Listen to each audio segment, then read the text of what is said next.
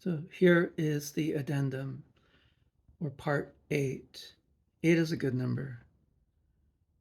So in the Dharma, there is this notion of what's sometimes referred to as intrinsic wisdom. What might that mean, intrinsic wisdom? You might think of it this way. Imagine a child, and you're the parent or you're the guardian. There might be a tendency to think this child needs to be educated and trained by me. And that may very well be true, in fact. But if we were to say that there's an intrinsic wisdom to the child, it would mean that if we left the child on its own and just kind of observed the child rather, the child would find its way to whatever it was, I suppose, meant to find. Yeah. So I'm just using the child as an example. Oftentimes, intrinsic wisdom is used also to apply to emotions. So, for example, suppose that there's an emotion like anger. If there's anger, there might be a tendency in the West to work on it, such as pacify it, or talk about it, or write about it, or pray about it, or meditate on it. But they're all attempts to kind of do something with the anger, affect the anger. But the attitude of intrinsic wisdom, the idea of intrinsic wisdom is that the anger itself has an inherent wisdom on the inside of it.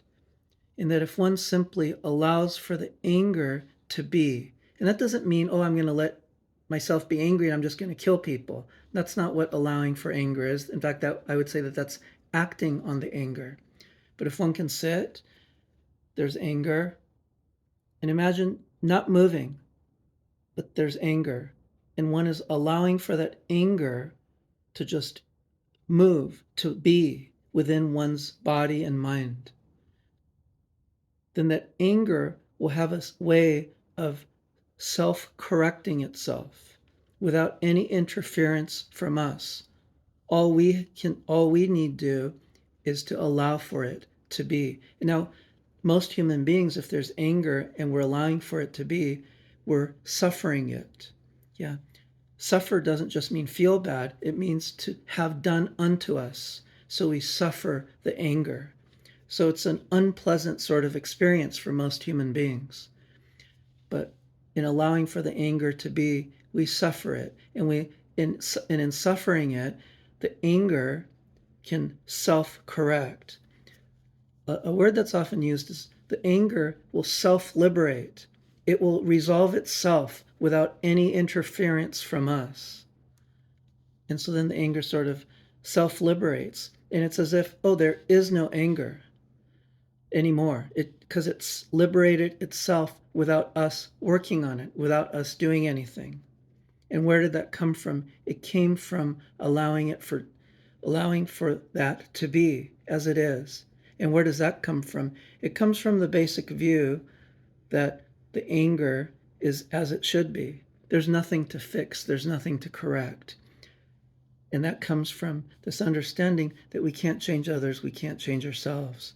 So what can we do? We can just allow for things to be.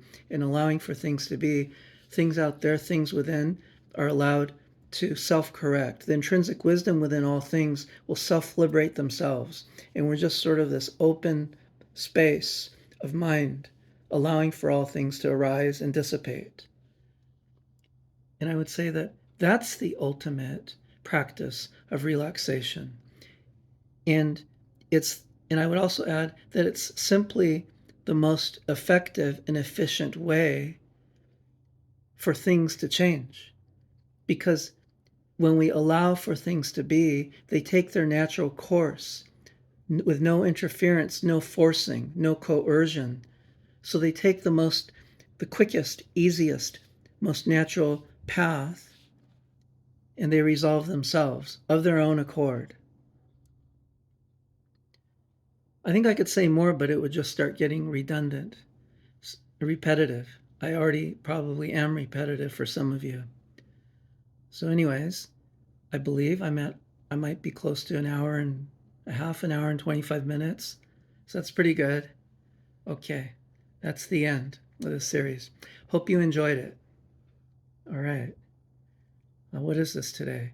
It's the day after Thanksgiving, Friday evening. I'll go to bed pretty soon. All right. Good luck.